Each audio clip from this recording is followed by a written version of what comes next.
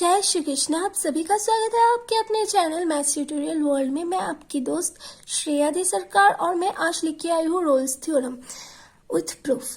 तो सबसे पहले हम स्टेटमेंट देख लेंगे। If a function f of x defined in a closed interval A B satisfying the following three conditions. First one is f of x is continuous over closed interval AB. Second one is f of x is differentiable over open interval AB, and third one is f of A is equal to f of B. Then there exists at least one point C where C belongs to open interval AB such that f dash C is equal to 0. तो यहाँ पे बोला गया है कि अगर हम कोई ऐसा एक फंक्शन डिफाइन करें जो क्लोज इंटरवल में जो ये तीनों कंडीशन यानी कि पहला कंडीशन है एफ ऑफ एक्स को जो है वो कंटिन्यूअस होना पड़ेगा क्लोज इंटरवल ए बी में, और एफ ऑफ एक्स को जो है डिफरेंशिएबल होना पड़ेगा ओपन इंटरवल ए बी में, और एफ ऑफ ए जो है वो एफ ऑफ बी के बराबर होना पड़ेगा।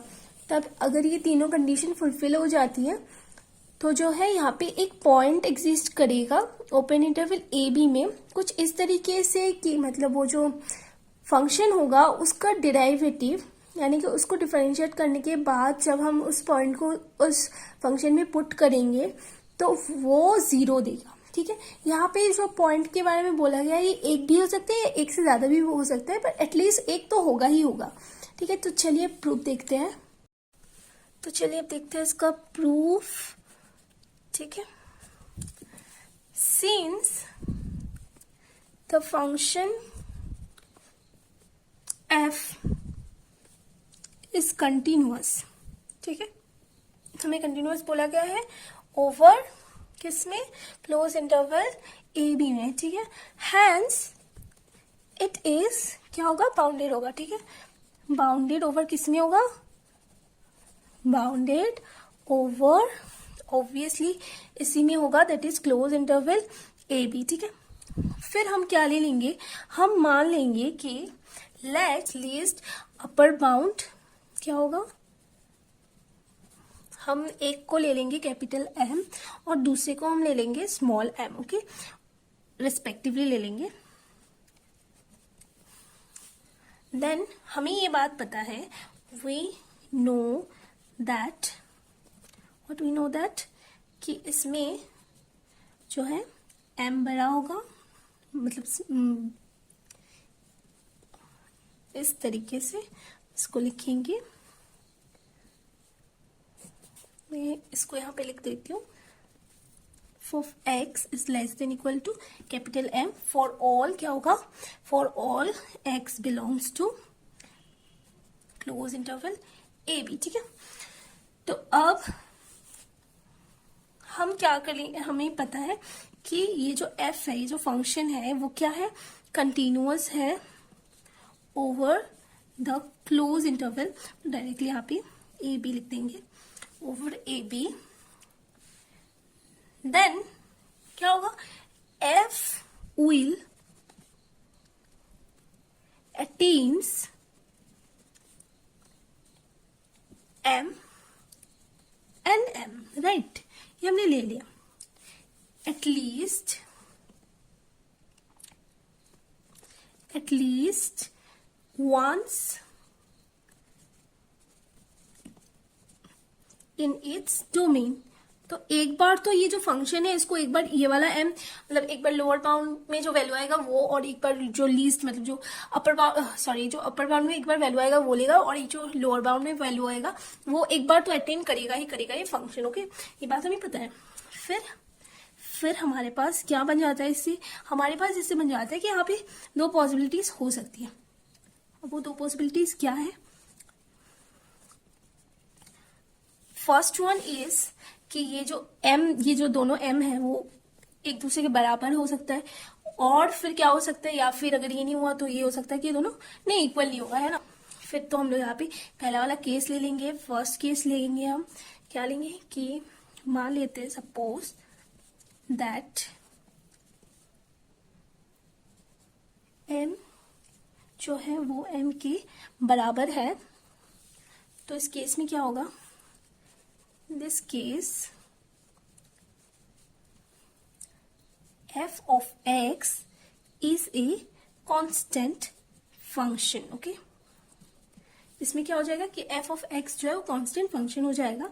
That is f of x को हम लोग इक्वल टू डी ले रहे थे. डी कोई भी रियल नंबर, कोई भी नंबर, ठीक है. तो इसमें क्या आ जाएगा कि एफ डैश एक्स जो होगा वो क्या आ जाएगा, 0 हो जाएगा. ये तो हमें पता ही है. जब हम डिफरेंशिएट करेंगे इस कांस्टेंट फंक्शन को तो ये तो 0 ही दे देगा, है ना. सो यहाँ पे कुछ भी प्रूव करने जैसा नहीं था, बस ये छोटा सा पार्ट था. There is nothing to prove, और कुछ भी नहीं प्रूव करना था, ऑलरेडी आ गया है हमारा, ठीक है. Thing to prove. अभी जो हम सेकेंड केस लेंगे इसी में हमें प्रूफ करना है जो प्रूफ करना है, ठीक है ना. तो फिर हम लेते हैं सेकेंड वाला केस. सपोज दैट m जो है, ये बड़ा वाला m, ये वाला m इससे बड़ा है. तो यहाँ पे क्या आ जाएगा कि अगर ये दोनों m बराबर नहीं है तो इस केस में क्या आ जाएगा कि there must be a point C belongs to A, B such that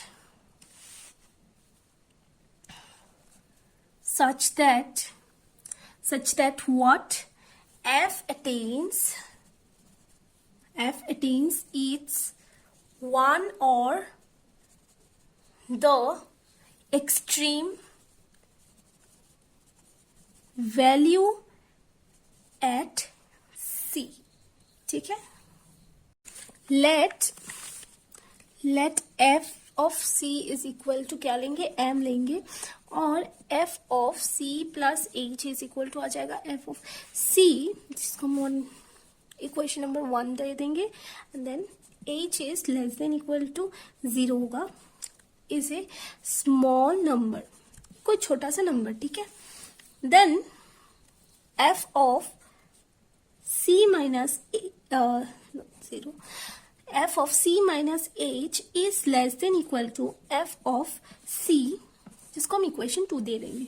okay, तो अभी from equation 1 and 2 what we can write, that RHT is equal to limit h tends to f of C plus h minus f of C upon h less than equal to 0.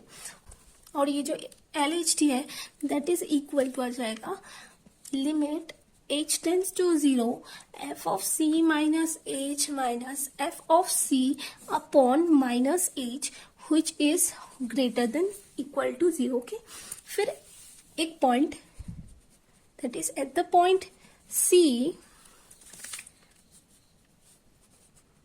RHT जो है वो क्या हो जाएगा, f dash C is less than equal to 0 और LHT f dash C is greater than equal to 0. ठीक है, एक पॉइंट C में ऐसा हो जाएगा.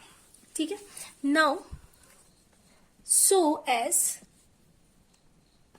the function f is differentiable at C, तब क्या बोल सकते हैं, हम बोल सकते हैं so LHT is equal to RHT. This what implies, this implies that f of C is equal to 0. अब हम जो है एक तीसरा केस भी लेंगे. ठीक है, तीसरा केस कैसे लेंगे, you will get to know that. So case 3 लेते हैं हम लोग केस 3 ले लिया. So इसमें assume that f of C is equal to m. Okay, m.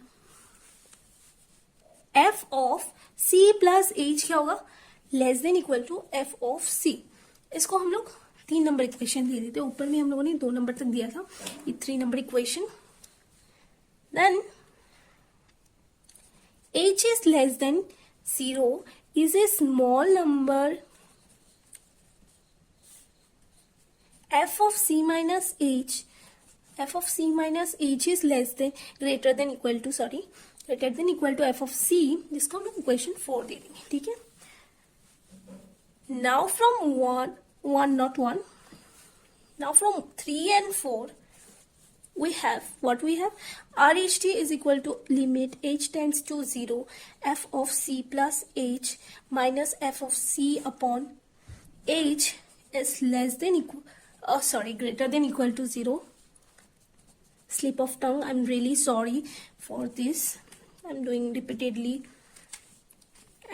And LHT is equal to limit h tends to 0 f of c minus h minus f of c upon minus h is less than equal to 0. Okay. Now at C, we'll find at the point C, RHT will be f dash c is greater than equal to 0 and LHT is f dash c less than equal to 0. So as the function f is differentiable, okay, short form use किया मैंने mostly जगह पे, मतलब सारी जगह में किया eight सी. Okay, हम लोग क्या बोल सकते हैं, जो फंक्शन है वो सी पे डिफरेंशिएबल है. सो LHT जो है वो RHT के बराबर है. क्या इम्प्लाइज करता है ये कि एफ सी जो है टू 0 है. Okay, so hence proved. For more such videos subscribe my channel. Bye.